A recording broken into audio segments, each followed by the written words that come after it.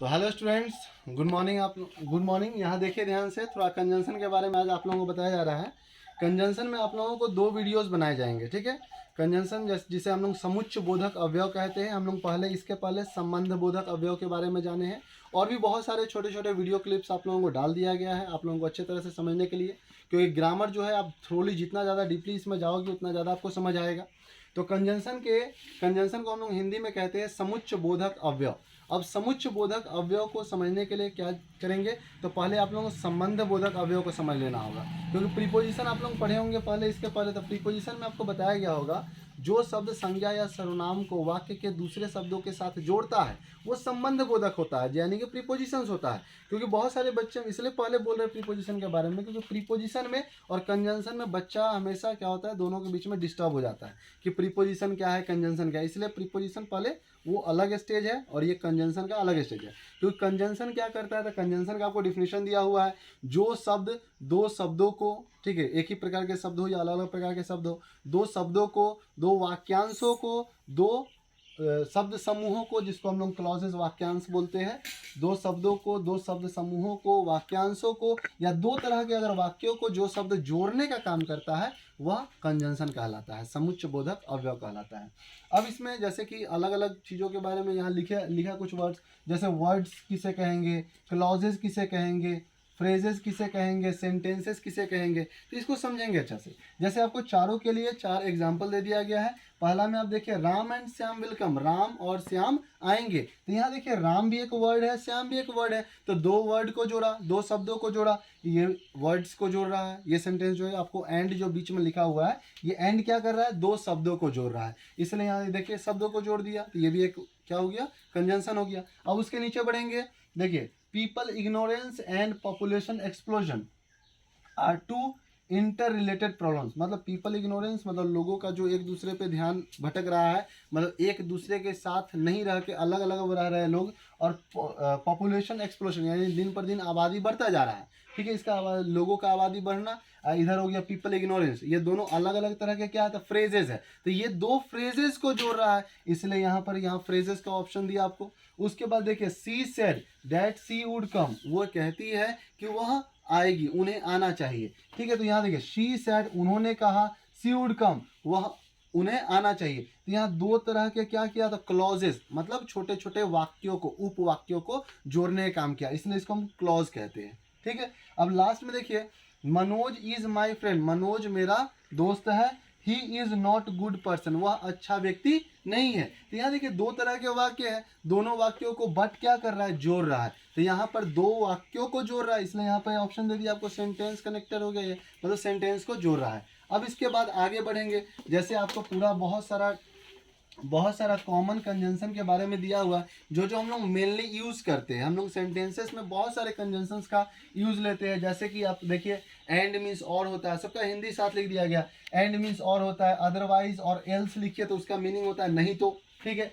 Therefore के लिए अतः या इसलिए, नाइदर नॉर न तो या न, सो दैट यानी कि इतना की, सो एज इतना जितना, मतलब हम लोग बहुत सारे कंजंक्शंस का यूज होता है। तो बहुत सारे सेंटेंसेस का आपको मतलब कंजंक्शंस का हिंदी भी लिख दिया गया। वेदर और का या हो जाएगा, और के लिए या, अथवा, नहीं तो, और शब्द का हिंदी मीनिंग ये भी हो सकता है। उसके बाद एज सुन एज को हिंदी में हम लोग जैसे ही, वैसे ही सेंटेंस के ऊपर यूज करते हैं, क्योंकि बहुत सारा ऐसा ऐसा शब्द होता है ना जो हम लोग जानते हैं कुछ उसका अलग मीनिंग होता है, लेकिन इसमें जैसे वो कंजंक्शन में उसका यूज होता है उसका मीनिंग बदल जाता है। जैसे हम वेयर मीन्स जानते हैं क्या होता है, कहाँ, वेयर मीन्स जानते हैं ना कहाँ होता है, लेकिन जैसे उसको कंजंक्शन के रूप में यूज करेंगे ना तो वेयर मीन्स हो जाएगा जहाँ। अब देखिए ध्यान से यहाँ पर, वेयर एज, जबकि, इफ, यदि, वेयर भी होगा। देखिए वेयर मीन्स होता है, हम लोग जानते हैं कहाँ होता है, लेकिन जब कंजंक्शन के रूप में उसी चीज को यूज करेंगे तो उसका मीनिंग क्या हो जाएगा, जहां। वैसे वेन मीन्स हम जानते हैं कि कब होता है, लेकिन यहाँ वेन मीन्स क्या हो जाएगा, तो जब हो जाएगा। तो देखिए हम लोग कुछ ऐसे वर्ड्स है जिसका मीनिंग हम जानते हैं कुछ और होता है, लेकिन जब वो कंजंक्शन के रूप में यूज होगा तो उसका यूज में ही उसका क्या हो जाएगा, मीनिंग बदल जाएगा। तो ये सभी मीनिंग को आपको अच्छी तरह से याद कर लेना होगा। अब कुछ आगे बढ़ते हैं, जैसे टाइप्स ऑफ कंजंक्शंस, क्योंकि वीडियो ज़्यादा लंबा नहीं बनाएंगे, ठीक है। इससे आपको मतलब और भी देखना है तो उसको अलग अलग ढंग से समझा दिया जाएगा।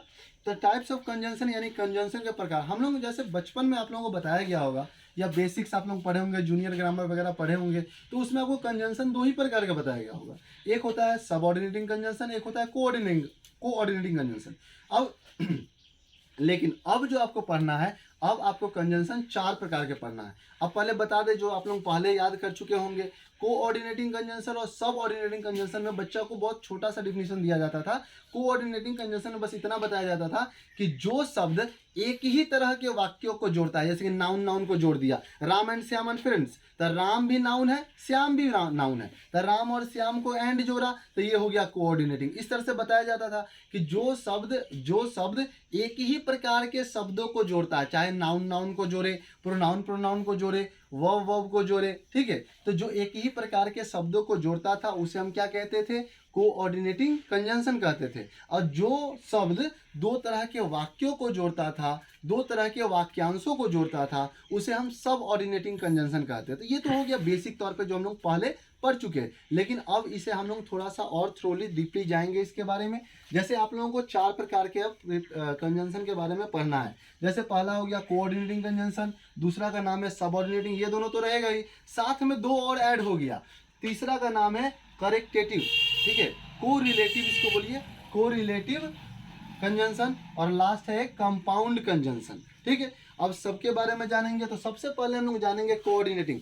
आप जो कोऑर्डिनेटिंग के बारे में पहले पढ़ चुके हैं, उस कोऑर्डिनेटिंग में सिर्फ आपको बताया गया वे शब्द जो दो तरह के, यानी कि एक ही प्रकार के शब्दों को जोड़ने का काम करता है। जैसे राम एंड श्याम और फ्रेंड हम एग्जांपल दे रहे हैं, तो राम एंड श्याम ये दोनों ही क्या है? नाउन है, तो एक ही प्रकार के शब्दों को जोड़ने का काम कर रहा था। लेकिन अब थोड़ा सा इसमें प्रकार आ जाएगा, ठीक है। कोऑर्डिनेटिंग के भी 4 प्रकार होते हैं। देखिए कोऑर्डिनेटिंग कंजंक्शन किसे कहते हैं? तो जिस कंजंक्शन से कोई कोऑर्डिनेट क्लॉज नहीं बनता, कोऑर्डिनेट क्लॉज मतलब कुछ हटकर नहीं बनता, या हटकर कोई सेंटेंस नहीं आता है, या इस डिफिनेशन को आप नहीं समझ रहे हो, दूसरा डिफिनेशन देखो, इसमें 2 ऐसे वाक्यों को जोड़ा जाता है जो स्वयं अपना अलग अलग अर्थ प्रकट करता है। मतलब 2 ऐसे वाक्यों को ये जोड़ेगा जो खुद में अलग अलग मीनिंग रखता है, ठीक है। तो अलग अलग मीनिंग रखेगा, तो ये कैसे अलग अलग पॉसिबल है? तो इसको 4 भाग में बांटा गया है।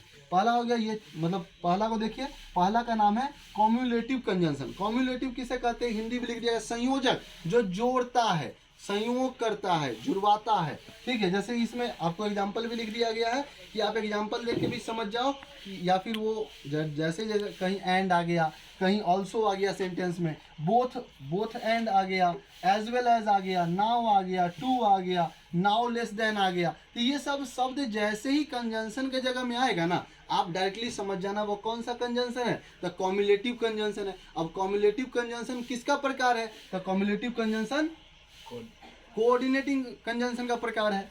अब कॉम्युलेटिव कंजंक्शन का एग्जांपल देते हैं, he is rich and happy, वह अमीर और खुश है, मतलब वो अमीर है इसलिए तो खुश है। तो यहाँ क्या किया? संबंध बतलाया, संयोजक करवाया, ठीक है, दोनों शब्दों का मेल करवा रहा है, इसलिए ये जो शब्द एंड यूज हुआ है, यह कौन सा कंजंक्शन हो गया? तो यह कॉम्युलेटिव कंजंक्शन हो गया। बात समझ आया? अब दूसरा प्रकार है अल्टरनेटिव कंजंक्शन, ठीक है। अल्टरनेटिव का मतलब होता है विकल्पक, यानी विकल्प देगा आपको, यानी कि आपको ऑप्शंस देगा। जैसे इसमें क्या क्या आ जाएगा? आइदर और, नाइदर नॉर, एल्स और, अदरवाइज, ठीक है। ये सब शब्द जहां भी कंजंक्शन के रूप में यूज होगा, आप समझ जाइए ये कौन सा कंजंक्शन है? तो अल्टरनेटिव कंजंक्शन है, ठीक। अब अल्टरनेटिव कंजंक्शन का एग्जांपल ऐसे आपको शॉर्ट में एक लाइन लिख दिया गया जो हमेशा याद कर लीजिएगा, जिसमें 2 विकल्पों में एक को चुनने का बोध हो। मतलब 2 को विकल्प रहेगा, लेकिन उसमें से चुनना कितना है? एक ही, मतलब ऑलरेडी सेंटेंस में चुना हुआ रहेगा। आप सेंटेंस पढ़ोगे आप समझ जाओगे कि इसमें 2 विकल्प में एक को चुनना है। अब जैसे एग्जांपल में दिया, आइदर सिट क्वाइटली और गो अवे, या तो तुम शांति से बैठो नहीं तो चले जाओ। यहाँ 2 ऑप्शन है तुम्हारे पास, अगर शांति से बैठना है तो रहो, नहीं तो चले जाओ। तो यहाँ आइदर और ये 2 शब्दों का यूज किया, ये दोनों ही कंजंक्शन है। और ये कैसा सेंटेंस हो गया? तो ये सेंटेंस हो गया आपका, मतलब वो जो सेंटेंस हुआ इसमें जो कंजंक्शन यूज हुआ ये अल्टरनेटिव कंजंक्शन है। क्यों? क्योंकि यहाँ ऑप्शन दे रहा है, या तो रहो नहीं तो चले जाओ। अब देखिए, जैसे कि आपको बताया गया दूसरा प्रकार अल्टरनेटिव कंजंक्शन के बारे में, अब 2 ही प्रकार अब बचे हैं। जैसे तीसरा इसी का है एडवर्सिटिव, कंजंक्शन। एडवर्सिटिव कंजंक्शन क्या है? जिसको विरोध दर्शक, विरोध दर्शक क्यों कहा है? जो विरोध उत्पन्न करता है। अब देखिए इसका, जैसे अगर मान लीजिए कोई भी सेंटेंस में बट लिखा हो, येट है, स्टील या ओनली या हाउएवर, नेवर, नेवरदलेस, ठीक है, या वाइल या वेयर एज, अगर ये सब शब्द है लगा हुआ कंजंक्शन के जगह पे, तो समझ जाइए वो कौन सा कंजंक्शन है? तो एडवर्सिटिव कंजंक्शन है। अब ये एडवर्सिटिव कंजंक्शन को पकड़ने के लिए, मतलब तुरंत समझने के लिए क्या लाइन याद कर लीजिएगा? जो एक दूसरे के विपरीत हो, जो एक दूसरे के विपरीत हो। जैसे एग्जाम्पल में देखिए, he is rich but he is not happy. इसका मतलब क्या हुआ? वह अमीर है किंतु वो हैप्पी नहीं है। यानी कि आप देख रहे हो कि अमीर आदमी तो खुश रहता है, अमीर आदमी क्या होता है? खुश होना चाहिए, लेकिन यहाँ खुश नहीं है। तो एक दूसरा, ये दोनों जो सेंटेंस है एक दूसरे का विरोध कर रहा है।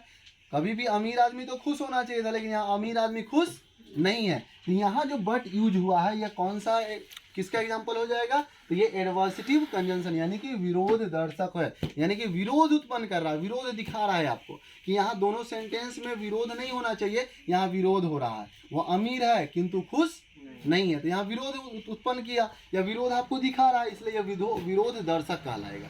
ठीक है। अब अगला लास्ट इसका है कोऑर्डिनेटिंग का, जिसका नाम है इलेटिव कंजंक्शन। इलेटिव कंजंक्शन जिसे हम कहते हैं परिणाम सूचक, यानी कि ये आपको परिणाम बतलाएगा, जो किया उसका क्या परिणाम है। ठीक है। जैसे एक वाक्य दूसरे वाक्य का परिणाम आएगा, इसमें सीधे सेंटेंस को देखते साथ हम समझ जाएंगे कि पहला वाक्य जो होगा दूसरे का परिणाम को दर्शा रहा है, या दूसरा वाक्य जो होगा वो पहले का परिणाम दर्शा रहा है। अब जैसे एग्जाम्पल में, आई वॉज इल, मैं बीमार था, सो आई वुड नॉट कम, इसलिए मैं नहीं आ पाया। मैं बीमार था इसलिए मैं नहीं आ पाया, यानी कि ये जो सो यूज कर रहा है, यहाँ देखिए, मैं बीमार था इसलिए मैं नहीं आ सका, यानी कि ये दोनों क्या कर रहा था? एक दूसरे का परिणाम बता रहा है। ये बीमार था व्यक्ति इसलिए वो नहीं आया, यानी कि इसका परिणाम बतला रहा है कि वो क्यों नहीं आ पाया, क्योंकि वो बीमार था। बात समझ आया? तो इस तरह से आपको कोऑर्डिनेटिंग कंजंक्शन का कंप्लीट पूरा कर दिया गया। अब इसके बाद जो 3 कंजंक्शन आपको बच गया, वो अगले वीडियोस में पार्ट 2 का इंतजार कीजिए।